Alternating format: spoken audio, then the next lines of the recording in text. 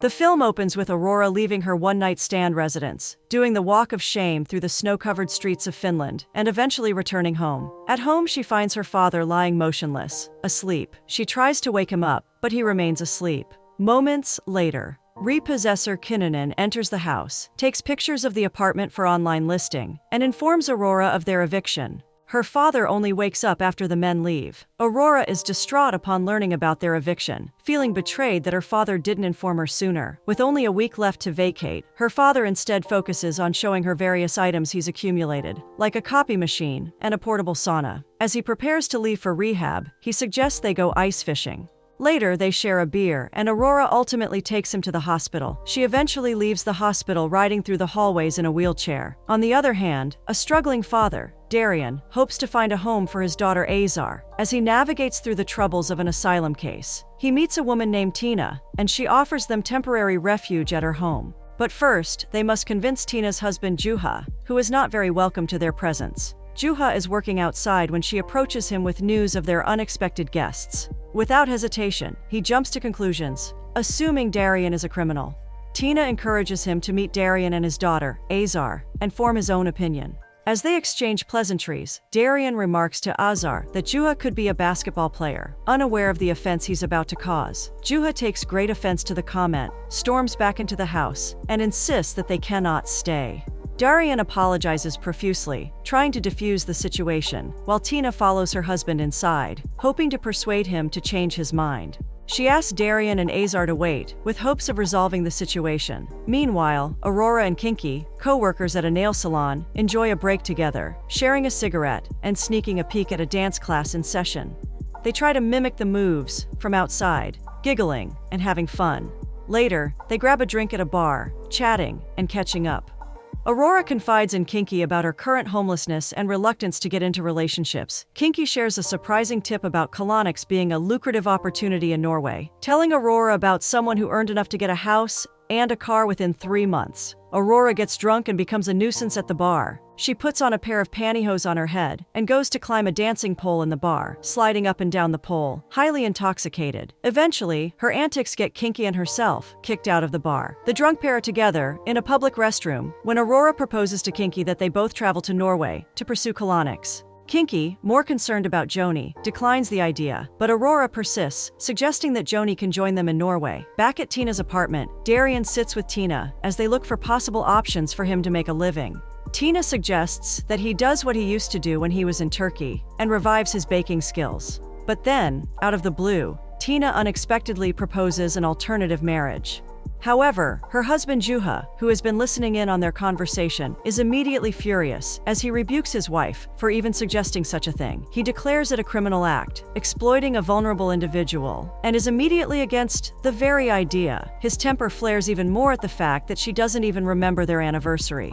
Aurora leaves her friend who's having a tremendous time at the club. She goes to a hot dog shop and grabs a bite there. She sits alone, savoring her snack, when a man in a hoodie arrives. He attempts to buy some hot dogs, but falls short by 20 cents.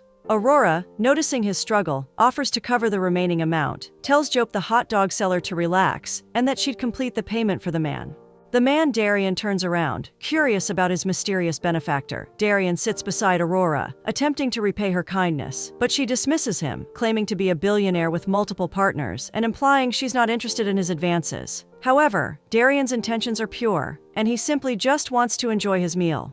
In a vulnerable moment, he reveals his struggles with dark thoughts, seeking a less painful way out. As they chat, Aurora and Daren bond over their shared emptiness and sadness, and after a heartfelt conversation, Daren leaves the hot dog shop, leaving Aurora by herself. Later that night, Aurora is having trouble sleeping with all the noise coming from the loud moaning of Tina.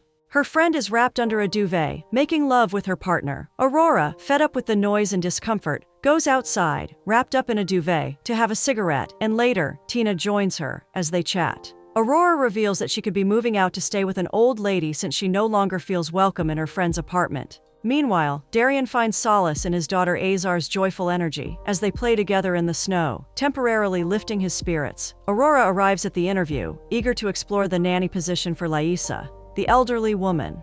The interviewers, a man and woman, assess her qualifications, noting that despite not finishing high school, her grades were impressive. They inquire about her commitment duration, and Aurora reveals her plans to work for only a month before leaving for Norway to pursue a career in colonics. Lisa, present during the interview, is somewhat okay with Aurora and wants her to be her nanny. The interviewers, prioritizing Lisa's safety and comfort, decide to offer Aurora the position, and she accepts, securing the new role and a temporary home. Later, Aurora gets to the nail salon, and her friend Tina is utterly upset with her that she took a loan of 3,500 euros in her name for a flight to Norway, where she seriously wants to pursue a career in colonics.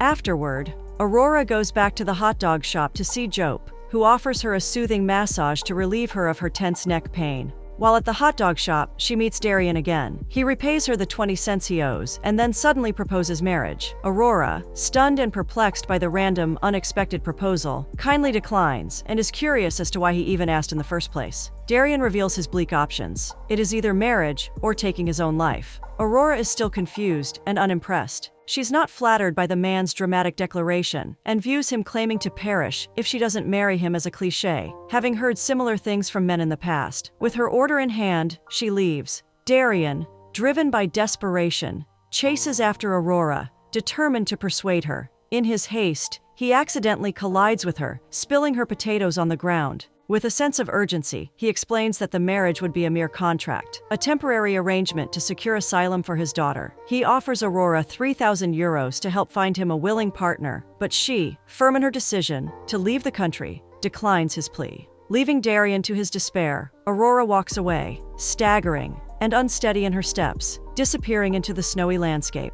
Poor Daren's hopes fade with each step she takes. Aurora arrives at the apartment, ready to start her new job as Lisa's caregiver. The man, who had interviewed her earlier, gives her a tour of the apartment, explaining her responsibilities, limits, and boundaries. As she settles into her new room, Aurora quickly connects with Lisa, bonding over classical music and a nail painting session.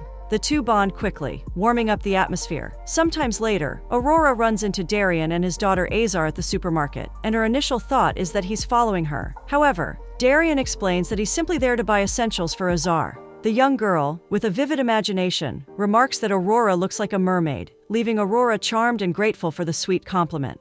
Aurora can't get her eyes off the father and daughter. Still at the store, Azar's innocent fascination with Aurora's hair compels her to reach out and touch it. At that moment, Aurora has a change of heart and decides to help Daren find a Finnish wife. First, she suggests educating him about Finnish women. With a hint of humor, Aurora suggests that to get a woman, he, first of all, has to stop looking at them weirdly. Daren denies any wrongdoing, but Aurora imitates his intense gaze, driving home her point. As the conversation intensifies, Daren starts to feel defensive, wondering if Aurora is a misandrist, someone who dislikes men. But Aurora clarifies her stance, emphasizing that she wants men, including Daren, to stop objectifying women and instead treat them as individuals with respect. She presents a list of demands, a list Daren can't keep up with. The overwhelmed man protests. He reveals that he's only seeking a contractual arrangement, not a romantic partnership. But Aurora's passionate advocacy for gender equality and respect leaves Daren feeling daunted, yet also intrigued by her unwavering conviction. Just then, Aurora swiftly arranges a meeting between Daren and a potential partner, and he heads to the woman's apartment. The woman is a mug collector, with an impressive collection of 327. They talk while having tea. However, things take a turn when she reveals her high sexual energy and, in a misguided attempt to convey her desires, pushes Daren, causing him to accidentally break one of her precious mugs. The woman's fury is unleashed, and she chases Daren out of her apartment, leaving him bewildered. Daren shares his disastrous date story with Aurora at the nail salon, still heavily traumatized by the hilarious incident. Aurora, unfazed by the failed attempt, encourages him to move forward and offers to give him a fresh new look by cutting his hair. Just then, Kinky, Aurora's friend, pulls Aurora aside and inquires about the unusual presence of a man and child at the salon. Aurora explains her contractual agreement with Daren, which will help her earn enough to fly to Norway. Kinky's curiosity piqued. She probes further, asking about the nature of Aurora's assistance to Daren. Aurora reveals her role in helping him find a wife, which prompts Kinky to tease her about having a soft spot for the man. Aurora playfully denies any romantic interest, maintaining her focus on their professional arrangement. Daren returns to Tina and Juha's apartment, seeking to express his gratitude for their hospitality. He offers to help them in any way he can, but Tina graciously waves off his offer. However, Juha seizes the opportunity to hint at Daren's overstayed welcome, saying that the best way he can help is by finding his own apartment and moving out. Juha's blunt response strikes a nerve, leaving Daren feeling awkward and unwanted. While Aurora is enjoying her time with her flatmate Lisa, Daren is struggling with his Juha. Aurora and Lisa sit down together and have chit-chats while Juha and Daren have petty arguments, with Tina unavailable to settle their disputes, as she's working at the hospital. Later, Daren and Aurora meet up at Lisa's apartment. Lisa is fascinated by Daren's presence and refers to him as a Saudi prince. So fascinated she sings for him. Lisa claims to have been a refugee too once upon a time. However, Lisa doesn't like Daren's brooding personality. He appears too serious for her liking. She suggests he sings as singing can be therapeutic, but Daren is uninterested in the idea. After much convincing, Daren eventually sings, his voice pouring out his emotions. Aurora and Lisa pause to listen to the aggrieved man's melody. As the last notes fade away, Lisa grabs Daren's hands and refers to his song as a weeping song. Daren acknowledges the cathartic effect of singing. With a renewed sense of calm, he takes a bite of the pie and offers a genuine compliment as he savors the pastry.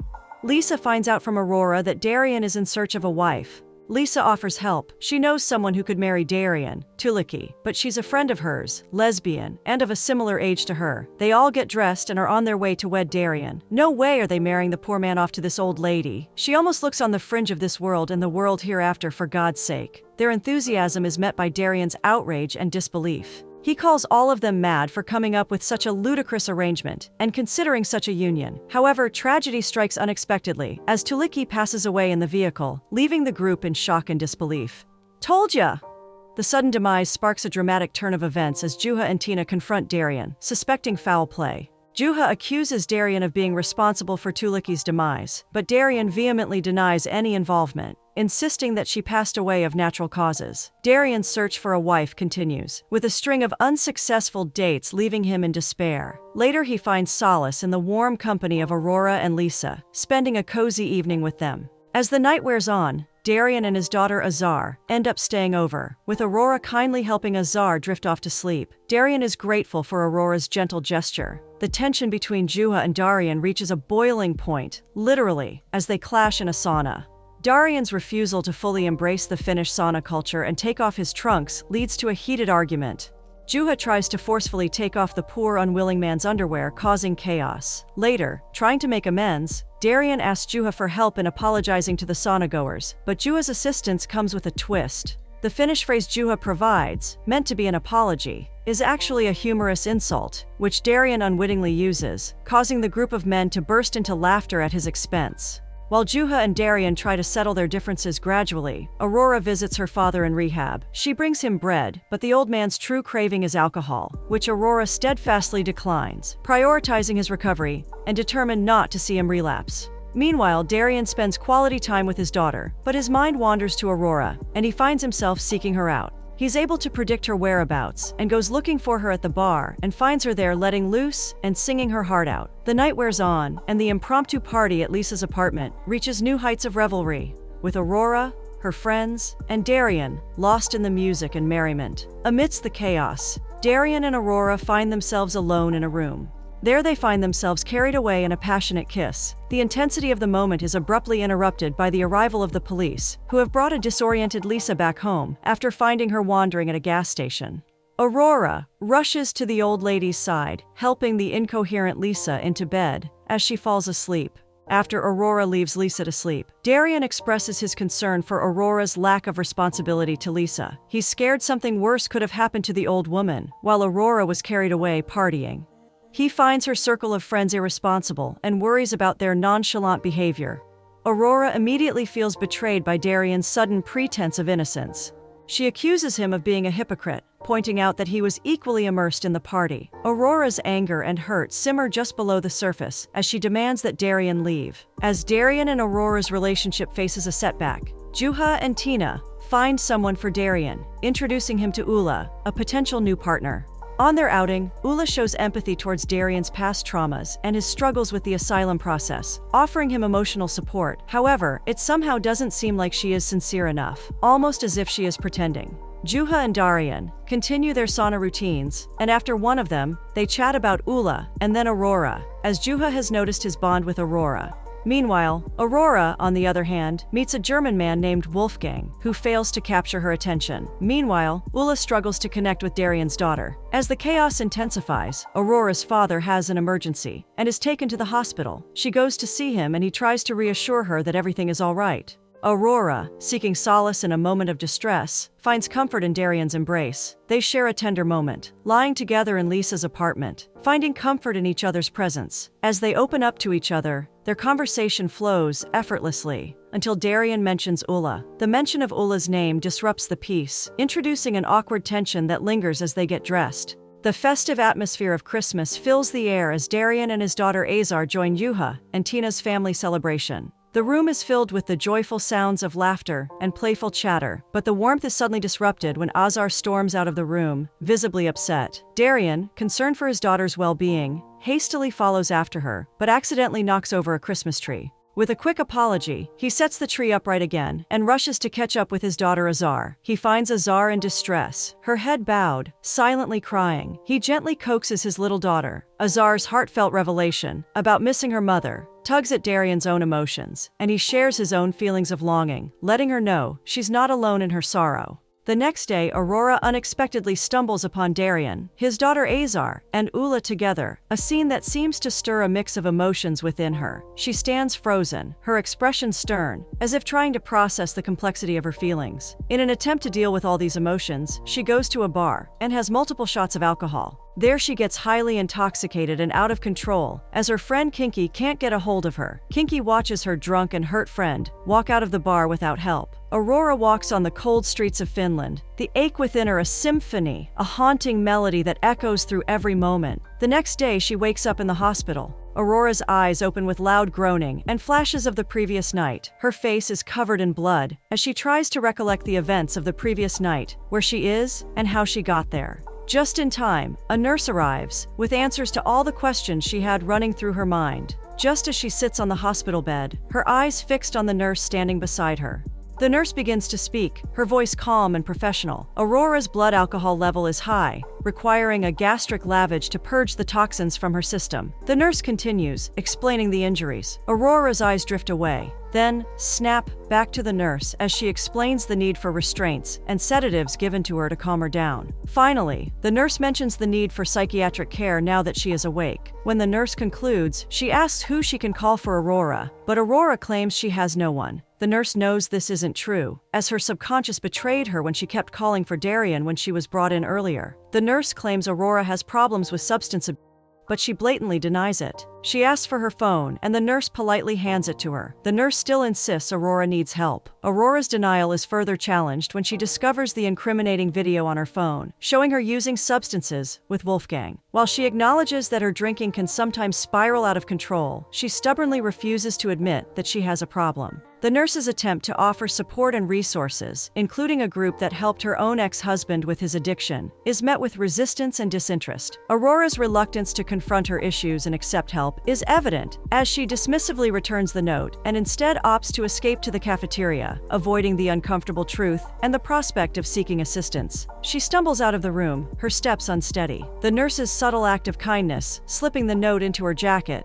goes unnoticed by Aurora, who is too caught up in her own turmoil. She wraps herself in a blanket as she navigates the hospital hallway. She finds her father admitted to another hospital room, but she ignores him. She makes her way to the cafeteria and grabs the toy fish hanging on the ceiling. She then makes her way to Daren, offering a heartfelt apology to him, and then hands the fish toy to Azar as a Christmas present, which the little child accepts with enthusiasm. Daren is confused about Aurora's odd behavior and wants an explanation. He says Aurora called multiple times the previous night, and he couldn't fathom a word she said as she kept on talking about love. Aurora claims to have been drunk and behaves irrationally when she's drunk. Daren doesn't want Aurora contacting any of them when she's not sober, because as a result of her drunken state the previous night, she had sent pictures to his daughter. Daren goes ahead to explain how handful Aurora is, and how complicated she can be, too complicated for him and his daughter. Aurora claims to love Azar, but Daren doesn't think she knows how to love at all. Just then,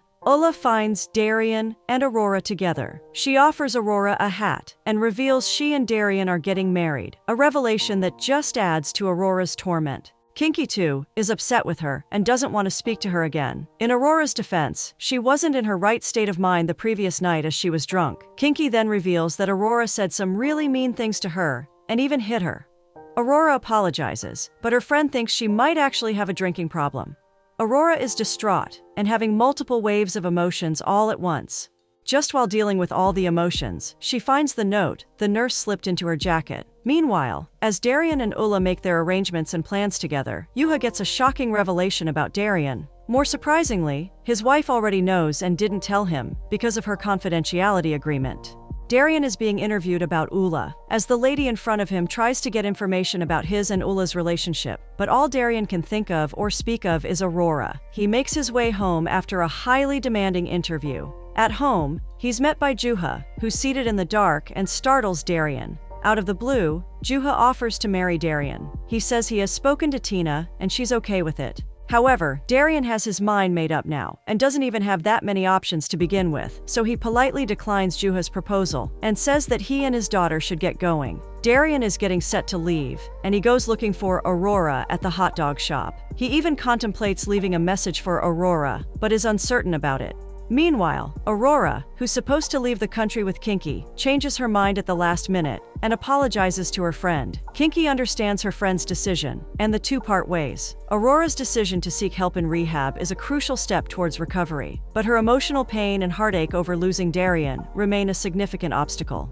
Despite her desire to improve her health, she struggles to focus on the rehab sessions, overwhelmed by grief and sadness. Her tears flow freely, drawing the attention of the people around her. Daren gets set to leave in a vehicle the kind couple Tina and Juha gave them. On the other side, Aurora sees Ulla flirting with a man in a store. She confronts her and Ulla is immediately defensive. Meanwhile, Daren begins his journey in the hope of a future for his daughter as he drives through the snowy roads. Then suddenly the vehicle breaks down, and Daren is immediately frustrated, leaving him and his daughter stranded with no help on the road. Aurora's determination to reunite with Daren drives her to borrow a car from Lisa, and she sets off with a sense of purpose. Her journey is filled with a mix of emotions, from anxiety to hope, as she speeds through the landscape in search of the man and his daughter. Fate plays a cruel trick as she unknowingly passes by Daren's location, missing him by mere meters. As Daren and some other men are engrossed in fixing their vehicle, completely out of sight, the tension builds as Aurora is in desperate search for Daren. She stops at a station to ask about him, but the officers there too haven't seen him. Just after a hopeless search, and when it seems like the two will never reunite again, Aurora finds Daren parked right in front of her. A ray of sunshine beams over the two as their smiles lift the atmosphere. Without wasting a second, the lovebirds jump into each other's arms. Azar, who's also excited to meet Aurora, runs to hug them too. The three finally unite, and that ray of sunshine might just be around for a really long time.